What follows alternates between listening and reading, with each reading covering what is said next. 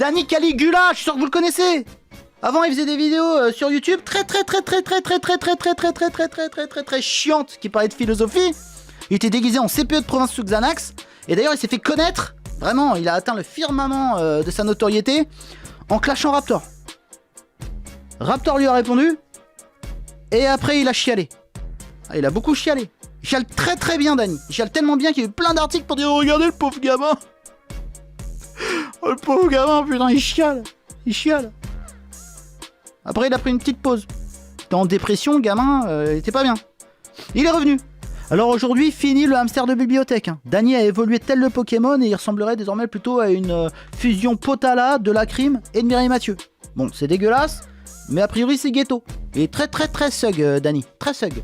Bon, un sug qui danse le voguing en talon, mais un sug quand même. Hein. D'ailleurs, si vous le croisez un jour dans une rue de Paris, changez de trottoir, baissez les yeux, collez-vous contre le mur. Essayez de vous incruster dans un petit coin d'ombre et de ne plus jamais bouger. Hein. Votre vie en dépend. Vous avez affaire à un prédateur. Dani connaît des gens très violents. Vous pouvez contextualiser avant la vidéo? Bah je ne sais pas, on m'a tagué sur ça, sur Twitter. Lui-même il m'a tagué. On a tagué, on a regardé avec Raz.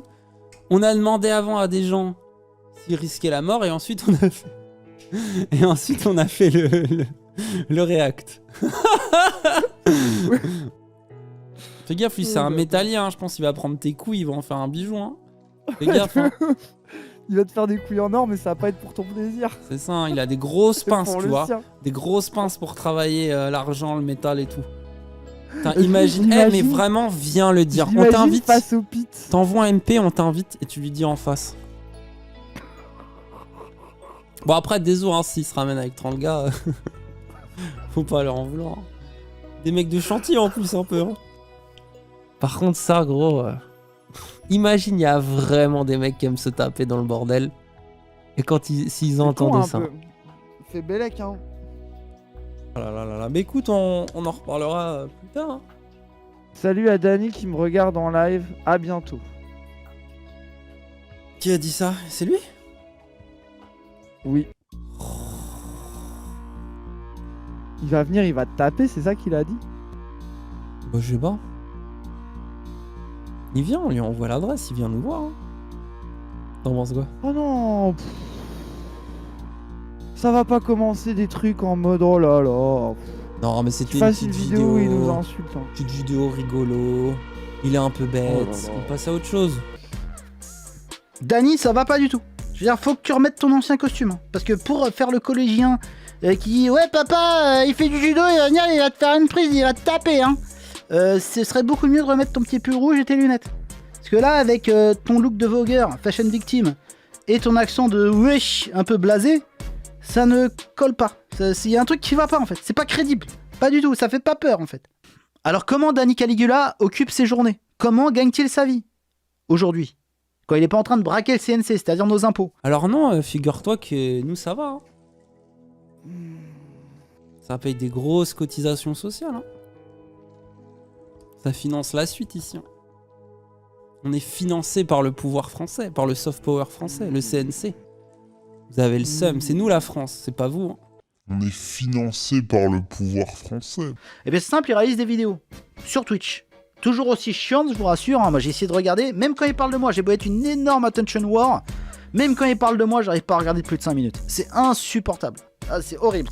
Il est là avec son pote Raz, qui est une sorte de perroquet humain qui ressemblerait au président de Groland en surpoids sous shit, et ils donnent leur avis comme ça, ils sont là.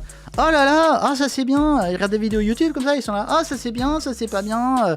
Foucault, Deleuze, Hugo, Camus, Marx, pourquoi pas. Et voilà, ils donnent leur avis. Et bien sûr, j'ai oublié de préciser, Dani Caligula, toutes les 5 minutes, il nous dit qu'il est prolétaire. Je pense que c'est très important de le dire, étant donné qu'on a affaire à un zététicien de la sociologie. Il faut préciser les origines. Voilà, il nous le dit assez pour qu'on le sache. Je pense qu'il le répète comme ça parce que c'est une sorte de carte VIP dans la gauchosphère. C'est à peu près l'équivalent d'un vagin dans la fachosphère, quoi. C'est-à-dire tu perces direct, quoi. Avant de poursuivre, j'ai oublié de préciser, très important, 80% des gens qui... Non, je rigole. On s'en bat les couilles. Allez, la suite. Dani et moi, on a un petit passif. Il était passé sur un de mes lives, suite à la colère que j'avais ressentie et que j'avais exprimée dans un live précédent. par rapport à l'analyse qu'il avait fait d'une interview que j'ai donnée à une chaîne YouTube qui s'appelle Aloha News. Bon, c'est un bordel, mais vous allez comprendre. En gros, j'ai donné une interview à Aloha News, il l'a analysé dans un de ses lives. Moi, j'ai regardé son live en live et je me suis énervé. Il est arrivé à l'arrache, on a débattu et on a décidé de conclure une autre fois parce que j'ai dû interrompre la rencontre. Voilà. Et du coup, on a redébattu une deuxième fois. D'ailleurs, je vous invite à le regarder, ce débat, qui s'appelle Danny Caligula, Cro-Blanc, partie 2. Voilà. Selon moi, je l'ai défoncé et j'ai découvert que Danny est incapable de répondre à une question simple.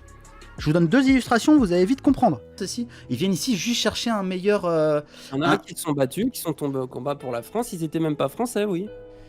Comment Sauf tu que peux les contrairement qualifier de à toi, français alors qu'après c'est ils pas se sont battus pour leur indépendance? Il faut qu'ils choisissent au bout d'un moment. Ils sont indépendants, ils sont pas indépendants. Pourquoi on devrait sucer les petits-fils des tirailleurs sénégalais jusqu'à la fin des temps? Ils ont demandé leur indépendance, ces gens. Je sais pas, parce qu'ils sont battus pour la France. Mais mon cul, ils sont battus parce normal. qu'on leur a dit de se battre. Tu crois qu'ils avaient un idéal de sauver la République, de sauver la France, je sais pas quoi, mon cul? Non, non. Pourquoi Haïti, par exemple, Haïti qui a fait un putain de massacre, hein, quand ils se sont libérés du joug des Blancs, hein, tu vois, ils ont massacré tous les Blancs qui étaient là-bas.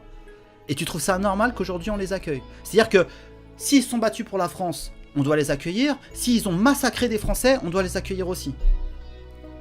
Je comprends même pas de quoi tu me parles. Mais je sais pas, tu me dis les tirailleurs, les petits-fils de on doit prendre tous les Sénégalais parce qu'il y a eu les tirailleurs sénégalais. Ok, très bien, parce que c'est vertueux. Attends, bah, arrête de parler quand je parle. Arrête de parler quand je parle aussi si tu veux comprendre ce que je dis.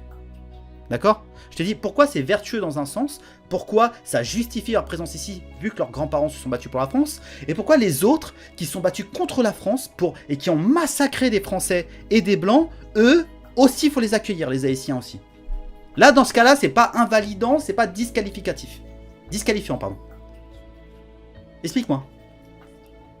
Moi franchement je sais pas là. Je sais pas parce que je vois pas de quoi tu parles.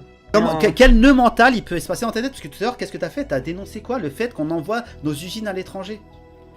Mais par contre, en fait, qu'on envoie nos emplois et nos usines. Ah, laisse-moi parler! Le fait qu'on prenne nos usines, qu'on les délocalise dans des pays pauvres pour baisser le coût du salaire, ça c'est un problème. Mais faire venir des travailleurs pauvres dans nos usines pour faire baisser le prix du travail, ça y a pas de problème. Tu vois pas que c'est exactement la même chose? C'est juste une autre façon de le faire. T'es vraiment hypocrite. T'es hypocrite. T'es un hypocrite. Moi je trouve que t'es un hypocrite parce que quand tu vas me dire que je suis pas blanc, tu es pas blanc, moi je trouve que c'est du racisme anti-blanc, mec. T'as été raciste et homophobe. T'es content? C'est ridicule. Mais non, mais mec, tu me traites d'hypocrite. Moi je suis en Mais mode, pourquoi tu réponds pas à ce que je viens de te dire là? Oui, ça Pikachouille. Ah là là, il s'apicote. Alors là, le fameux soin intellectuel de la street, va falloir repasser, hein, parce qu'il y a 2-3 lacunes. Hein. Je veux dire, c'est bien de name dropper sans arrêt des philosophes ou des penseurs auxquels tu ne bites rien. D'ailleurs, je le prouverai à la fin de cette vidéo, Dany. Mais je veux dire, au bout d'un moment, les penseurs et les philosophes, moi je me suis toujours méfié. Pourquoi? Parce qu'en fait, tu te rends compte rapidement, hein, quand tu les connais, que tu trouveras toujours d'autres penseurs ou d'autres philosophes qui diront exactement le contraire du mec que tu suces, d'une façon aussi brillante. Je veux dire, un penseur ou un philosophe, c'est pas quelqu'un qui t'apprend à penser. Hein, contrairement à ce que tu crois. C'est un mec qui t'aide juste à articuler ce que tu crois penser d'une façon un peu plus brillante. Donc en gros, c'est une béquille, mais si tu la tiens mal, tu vas te casser la gueule et tu vas te tordre le bras en même temps, tu vois. Donc moi, j'ai préféré construire mon univers mental, excusez-moi, je raconte ma vie 2 secondes, mon univers mental tout seul, sans penseur, sans philosophe, mais au moins c'est carré, c'est peut-être simple, mais c'est carré. Alors que toi, c'est complexe, mais c'est le bordel, ça va dans tous les sens, donc ça va nulle part. Maintenant, on va s'intéresser à ce qui nous occupe aujourd'hui. C'est-à-dire que dans un live, il y a pas longtemps, il réagissait à une vidéo d'un mec qui s'appelle Infâme, qui le cartonnait, et lui, bah, il était énervé, etc. Il a parlé de moi, Dany.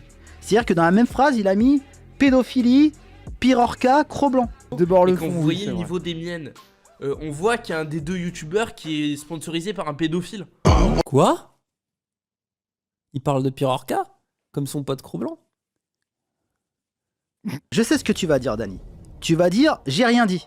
Oui, mais en ne disant rien, en fait, tu laisses des fenêtres d'interprétation grandes ouvertes.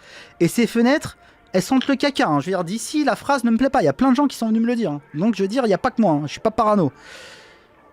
Pirorca, pour ceux qui ne connaissent pas, l'affaire a été accusé de pédophilie. C'est un mec qui fait des lives sur YouTube, etc. Il a été accusé de faire des trucs bizarres avec des jeunes, etc. Et moi, en fait, le mec, je le connaissais pas. J'ai vu cette vidéo de Max la menace, Maxella, je ne sais pas. Et je suis allé le voir, Pirorca, et je lui ai dit, mec, si t'es pas pédo, viens chez moi. Je vais te passer à la question, je vais te passer à la moulinette. Et voilà, ça passe ou ça casse en gros. C'est quitte ou double. C'est tout ce que j'ai fait en fait. Hein. Cro-Blanc, qui est quelqu'un que je ne connaissais pas, c'est le seul qui est venu. Voilà. Il est venu me voir, en privé sur Instagram, avant que mon compte se fasse ban. On sait pas pourquoi, on m'a pas donné de raison. Ban def, sans raison peut-être. Il est venu me voir, il m'a dit, mec, voilà, je suis au courant de ce qui se passe, etc. Moi je peux stream, il y a des youtubeurs très connus qui me suivent, etc. en stream.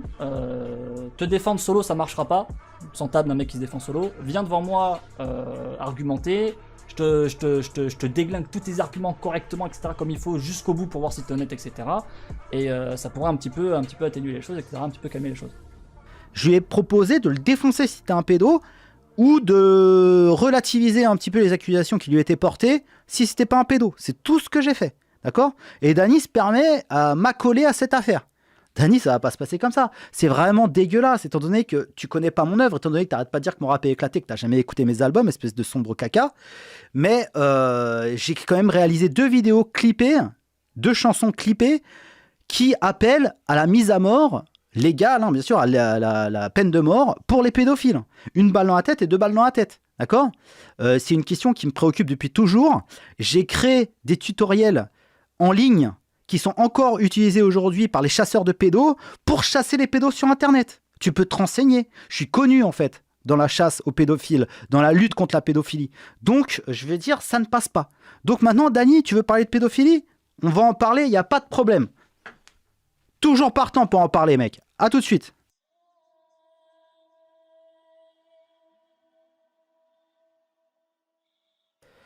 Bon, la vidéo commence. Faut bien comprendre que Dany est un défenseur farouche de la fluidité de genre, théorie du genre, libération sexuelle, droit homosexuel, etc. D'accord.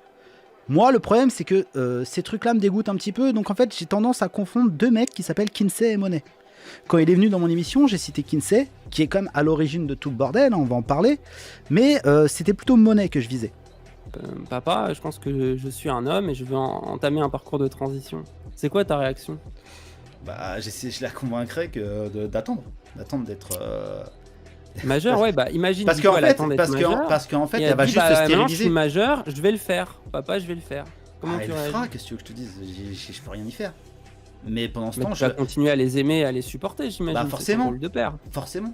Qu'est-ce que tu veux ? Je vais Ah. pas la renier en plus. Déjà, elle va être assez en souffrance comme ça. Parce que je pense que vraiment, c'est lié, je te dis, c'est lié à un mal-être qui est pas fort. Je pense que, vu que c'est la mode en ce moment, cette espèce de redéfinition du genre, avec voilà toute la théorie du genre qui a été amenée par qui on sait, hein, comment ça s'intéresser, par qui ça a été amené tout ça. Bah vas-y, dis-moi. Kinsey. Je connais toute l'histoire des idées, donc vas-y, dis-moi. Kinsey, qui a fait toutes Kinsey, ces... non, c'est pas que Kinsey, non. Kinsey, c'est autre chose.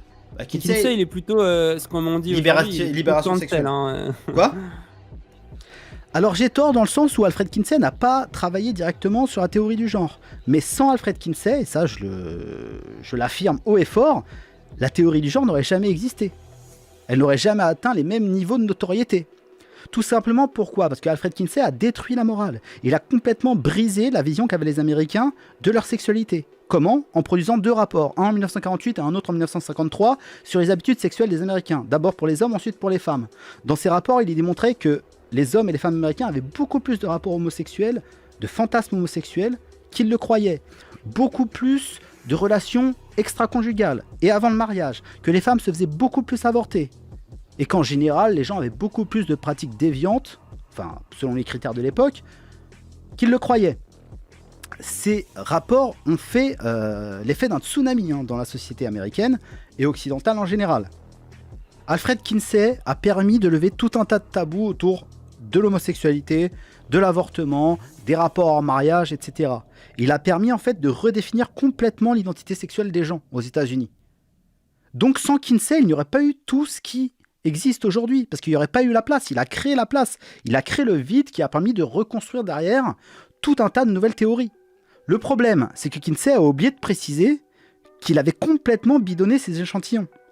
Il avait interrogé massivement des homosexuels dans des bars gays, des criminels sexuels et des prostituées, dans des proportions qui n'avaient aucun ancrage dans la réalité statistique de la population américaine. Et on va pas parler de toutes ces études autour de l'orgasme des petits-enfants. Je préfère laisser Marion Sigaud en parler. C'est explique que les orgasmes d'enfants, c'est beaucoup plus difficile à reconnaître que les orgasmes des adultes, parce que, en l'occurrence, pour les petits garçons, il n'y a pas d'éjaculation. Savez-vous ce que racontait Kinsey pour montrer ce qu'étaient les orgasmes des enfants? Tenez-vous bien. Nous devons ce travail remarquable à Madame Judith Reisman. Il appelle orgasme les cris, les convulsions et les mouvements désespérés d'enfants qui se débattaient pour échapper à leurs agresseurs. Kinsey appelle orgasme les hurlements de douleur et de terreur d'enfants violés. Kinsey nous a fait un rapport sur la sexualité enfantine, fait sur des enfants violés par des pédophiles dont il était lui-même. C'est ça qui a constitué le changement de morale en direction de l'éducation à donner aux enfants. Et nous y sommes à l'heure actuelle. Maintenant, on va parler de cette ordure qui est en train de rôtir en enfer Monsieur John Monet. Bienheureux papa de la théorie du genre. Ça fait un moment qu'il travaille dessus, sur cette petite théorie sympathique qui enjolive nos vies au quotidien. Quand, un beau jour de 1966, les époux Reimer le contactent. Ils ont 2 petits garçons, 2 jumeaux, monozygotes. Et un d'eux, pendant une circoncision ratée, a eu le sexe brûlé. Voilà. Donc ils le contactent, ils lui disent qu'est-ce qu'on fait? Et lui il dit c'est parfait, envoyez-les-moi, je vais prouver que le sexe est une construction sociale, que ça n'a rien à voir avec la génétique. On va prendre votre garçon, on va l'élever comme une fille, on va lui faire porter des robes, on va lui faire des cheveux longs, on va lui couper ce qui lui reste de son appareil génital, on va l'appeler Brenda, et tout va bien se passer. Ça va être Brandon et Brenda, on va être à Beverly Hills, ça va être génial. Donc du coup, tout se passe bien au début. Ah bah ça se passe très très bien. Les petits enfants, ils font ce qu'on leur dit de faire. C'est ça qui est génial avec les petits enfants. Ceux qu'on n'ont pas, ils se rendent pas compte. Mais voilà. Je veux dire, un enfant de 3 ans qui te dit papa, je suis pas dans le bon corps, c'est que c'est sa maman qui lui a dit. Ça, c'est une certitude. Bref. Du coup, tout se passe bien les premières années. Le problème, c'est que John Monet, il les voit une fois par an. Et puis des fois, il leur demande de se toucher. Il leur demande de mimer des actes sexuels entre eux. Il est un petit peu bizarre, John Monet, quand même. Je vois pas trop le rapport avec la théorie du genre. Les actes trans incestueux, je ne savais pas que ça faisait partie du délire. Enfin bref, peu importe. Tout se passe bien donc jusqu'à l'adolescence. À l'adolescence, Brenda, anciennement David, commence à se poser des questions. Il est attiré par les filles, sa voix change. Enfin, Yel est attiré par les filles, sa voix change. Et il commence à se dire, non mais il y a un truc qui va pas. Donc ses parents lui disent la vérité. Ses parents lui disent que c'était un petit garçon. Alors lui, il dit, bah c'est pour ça en fait. Donc il redevient un petit garçon. Il se fait appeler David, il reprend son nom. Il continue à vivre comme ça, mais ça va pas super bien. Et arrivé à l'âge adulte, il se marie, il se suicide. Quelques années plus tard, c'est son frère qui se suicide. Donc du coup, les parents, ils se retrouvent avec 2 gosses suicidés. Et John Monet, il n'en parle pas de ça. Non, John Monet, non, il s'en fout. Ça n'a pas existé. Et quand l'affaire, je veux dire, est révélée par d'autres gens, il dit non, mais ça, c'est un complot des gens qui essayent de prouver que le sexe, c'est génétique. Voilà, c'est ça la réaction de Johnny John. Et ça, c'est le papa de la théorie du genre. De la fluidité, de la non-binarity, et des femmes à cheveux bleus avec des poils sous les bras. D'accord? De tout ça, Danny va nous dire qu'il ne valide pas l'ensemble. Voilà, il y a des choses qui sont problématiques. Ce qui est bien, il le garde. Et ce qui est mauvais, genre le viol d'enfant, non, ça c'est caca. C'est caca, c'est vilain. En revanche, il y a 2 personnes que Danny encense à longueur de stream, et dont il parle, mais sans arrêt. C'est sans arrêt. Foucault, Deleuze. Foucault, Deleuze. Foucault et Deleuze. Ces gens sont ces figures mythologiques. Ce sont ces rois, ces dieux, ces maîtres. On va s'intéresser à eux. Et pour répondre à eux, et typiquement, quelqu'un que je trouve très fort, c'est Zemmour, parce que Zemmour, il parle de structuralisme, il parle de la French Theory, il parle de mai 68, il maîtrise, entre guillemets, cette période-là. Il a plein de biais, en fait. Il raconte plein de trucs, c'est des manipulations, tu sais, il y a plein de choses. Tu peux le débunker pareil facilement, quoi, lui montrer que non, attends, comment tu me trafiques Foucault là, c'est pas exactement ça, tu vois. Mais non, Zemmour, avec lui, on aurait pu avoir un débat sur le structuralisme français, on aurait pu débattre de Foucault, on aurait pu débattre de Deleuze, on aurait pu débattre de la French Theory, de l'américanisation, on aurait pu faire ça parce que Zemmour a de la culture politique et se connaît son pays. Toi, malheureusement, je suis pas en mesure de le faire avec toi. Oui, bien sûr, t'as absolument raison là-dessus. Bah ouais. T'as pris combien du CNC? Une fois 20 000, une autre fois 15 000? Allez, je compte reprendre, bien sûr. Bien sûr. Ça arrête jamais. Merci. Ça arrête jamais. Faut payer les gens. Faut faire la culture française, sinon qui va la faire, la culture française? Merci à Casus. On va la laisser à des gens qui disent hédonique? Non, on va plutôt la donner à ceux qui maîtrisent Camus, à ceux qui maîtrisent Montaigne. à ceux qui parlent de Pascal, à ceux qui s'intéressent à Deleuze, à Foucault, à la pensée française, à Beauvoir. Ah là là, mais j'adore voir Dany, je veux dire, se vanter d'avoir la main mise sur les subventions des travailleurs français et de se redistribuer ça entre eux là avec ses petits potes via l'intermédiaire de cette organisation mafieuse qui est le CNC, hein, au service de l'État bien entendu. D'ailleurs, j'ai vu que la dernière fois qu'il y a un jury qui t'a alloué 15 000 €, à sa tête il y avait Romain Gavras, si je me trompe pas, qui était dans le collectif Courtrajmé, auquel appartenait Ladji, qui a réalisé Les Misérables, que tu encenses à tour de bras. Donc tu sais rendre l'appareil, ça c'est bien. Voilà, c'est ça la mafia. C'est give and take, give and take. Oh, Dany, putain. Ah là là là là là là. Okay. Ah, t'as de la chance, hein, t'as de la chance. Hein. Bref, écoute, moi quand je t'ai entendu parler d'intellectuel, je savais pas pourquoi, mais ça m'inspirait pédophilie. Pédophilie, ça tournait dans ma tête. Ça sentait la Deleuze, Foucault, de Beauvoir. Moi, je chantais une rondelle de nourrisson. Bon, moi, j'ai déjà changé des couches d'enfants, de petits bébés, tu vois, de mes filles. Et l'odeur de rondelle de nourrisson, je veux dire, je sais ce que c'est. Donc, je veux dire, je l'ai senti directement, en fait. Il suffisait que tu fasses tu n'as pas lu, c'est intellectuel. Pour qu'il y ait une petite odeur, voilà, de caca un peu mou, tu vois, une petite diarrhée du matin, là, qui me vienne au nez. Alors, je suis allé taper. J'ai tapé Deleuze. Deleuze, en 1977, il a signé une pétition auprès de 80 autres intellectuels de l'époque, dont Jean-Paul Sartre, de Beauvoir et Foucault, hein, ses amis de toujours, étaient mentors, pour, je veux dire, l'abolition des lois qui interdisent de coucher avec des mineurs, en fait. Parce que c'est dégueulasse, quoi. C'est dégueulasse. Ensuite, de Beauvoir. Qu'est-ce qu'elle faisait de Beauvoir ?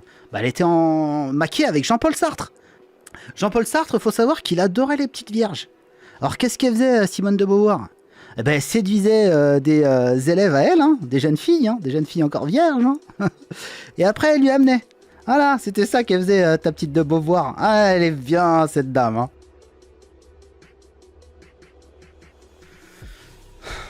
Comme je te l'ai dit, Dany, au tout début, je m'en bats les couilles de la théorie. Des mecs aussi brillants que t'es Foucault, t'es Deleuze, t'es Sartre, t'es de Beauvoir et toutes tes merdes là, qui disent l'exact contraire de ce que eux disaient. Il y en a des milliers. Ça n'a aucun intérêt. C'est pour les idiots. C'est comme les coachs en séduction. C'est pour les puceaux. C'est la même chose. Ça ne sert qu'à ça. Il n'y a que les actes qui comptent dans la vie. Qu'a fait Simone de Beauvoir, qu'a fait Deleuze et qu'a fait Foucault. Je crois qu'il est important de savoir que l'auteur était un type épouvantable. Je parle de Foucault. Ce qu'a fait Foucault... Le philosophe, donc Michel. Le philosophe, oui. Ce que faisait Foucault avec des jeunes enfants en Tunisie et que j'ai vu et que je me suis reproché de ne pas avoir dénoncé à l'époque, me conduit non pas à rejeter l'œuvre de Foucault, mais à la regarder avec d'une manière différente. Voilà, je crois que dans cette... On parle beaucoup aux États-Unis de cancel culture. Est-ce qu'il faut annuler? Non, il ne faut pas annuler la culture, mais...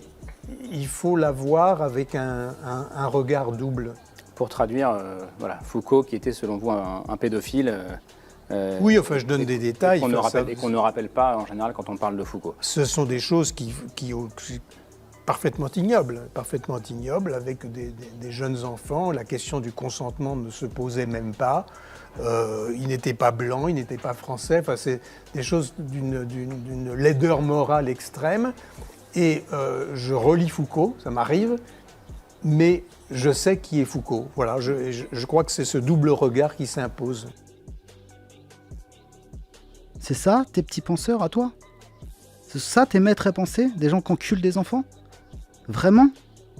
C'est comme ça que tu fais rayonner la culture française? Hein, le soft power? Est-ce qu'un jour tu feras la promotion de la sodomie sur les petits garçons? Je pense pas. Mais en faisant la promotion de gens qui sodomisaient des petits garçons sans arrêt, bah tu le fais quand même indirectement. Donc tu vas pas te remettre en question parce que c'est ton gagne-pain. Hein, de faire le petit gauchiste de service là. De faire le petit progressisto-capitaliste là. Je ne sais pas trop ce que t'es, tu ne le sais pas non plus. Mais tout ce que je sais, c'est que l'idéologie que t'as adoptée, elle est stérilisante. Et ça, c'est une très bonne chose. À la prochaine. Mais attends, mais gros, c'est quand même hallucinant que tu me sortes comme ça, French Theory, et avec ton petit rire en plus à chaque fois. Dès que tu vois que t'as marqué un point, tu fais ton petit rire. Mais tu crois que tu m'impressionnes avec ton Deleuze et ton Foucault? Que je m'en bats les couilles de tout truc de merde là, qui explique en fait des trucs complètement antinaturels. Moi je vois la nature, tiens, je vais me balader en forêt, ça vaut tout tes Foucault, tout tes Deleuze, mec.